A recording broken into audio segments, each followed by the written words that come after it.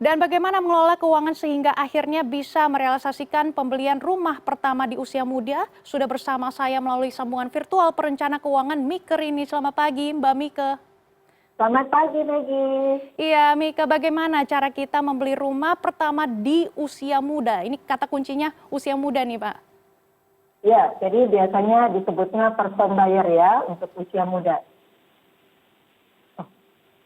Oke, iya jadi biasanya untuk yang first home buyer, teman-teman milenial di usia muda yang baru pertama kali membeli rumah. Jadi triknya begini ya. Ketika kita sudah menyiapkan untuk membeli rumah, maka yang harus kita perhatikan itu adalah timeline-nya ya. Karena yang kita perlu bayar itu adalah uang mukanya. Biasanya kalau anak muda itu kan dia baru mulai karir, jadi asetnya belum begitu banyak, tabungannya, investasinya juga belum begitu banyak.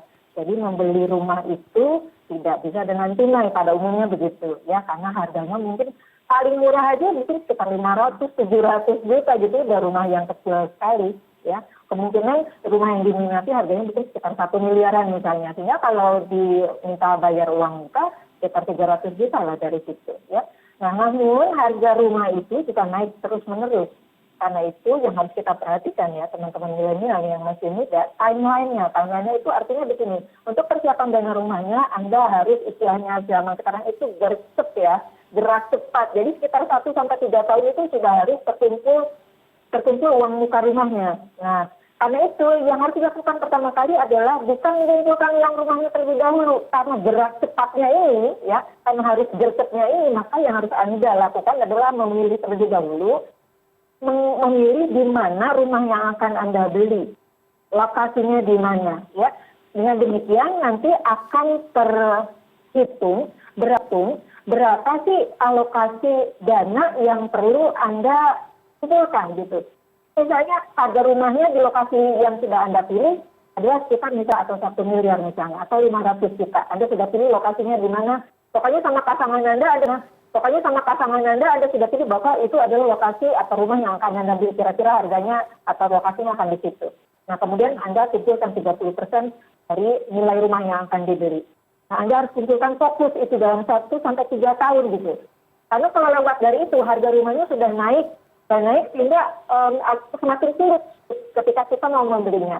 Nah, ketika kita sudah tahu bahwa jangka waktu investasi kita 1-3 tahun, maka kita semakin mengerucut kepada pemilihan produk investasinya.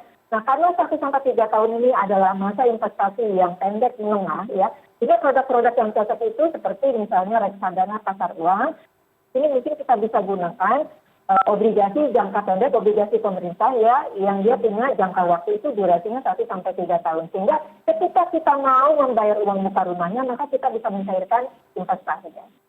Ya baik Mike, tentunya ini mengumpulkan uang muka ataupun down payment tidak mudah ya, 30% dari nilai rumahnya sendiri. Bagaimana strategi pengelolaan keuangan sehingga bisa membeli rumah pertama?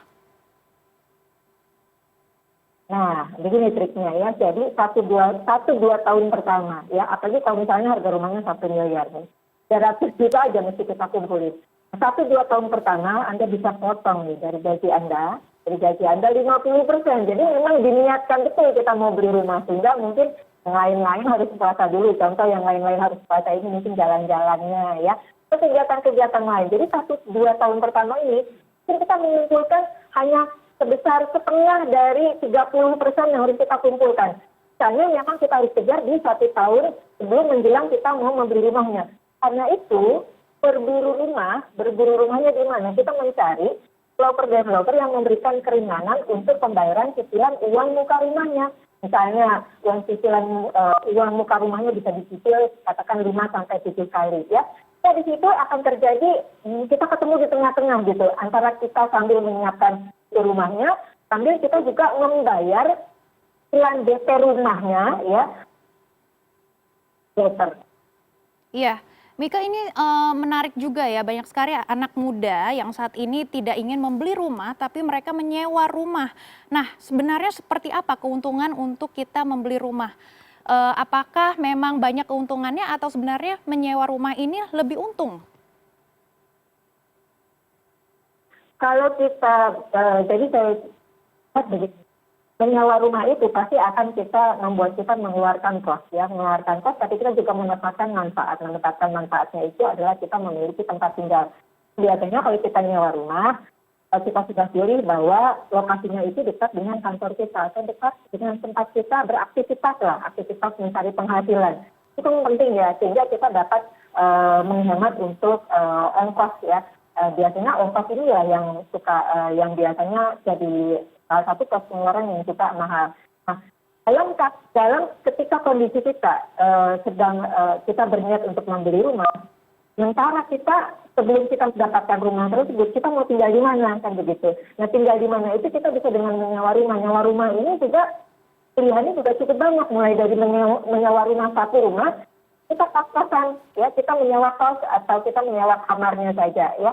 Nah, ini tergantung kepada kemampuan kita, karena sekali lagi yang difokuskan di sini adalah bukan kepada kita memiliki tempat tinggalnya saja gitu, menyewa rumahnya saja ya, tetapi kita menyewa rumah untuk membeli sebagai tempat sementara sampai kita bisa mengumpulkan uang untuk membeli rumahnya.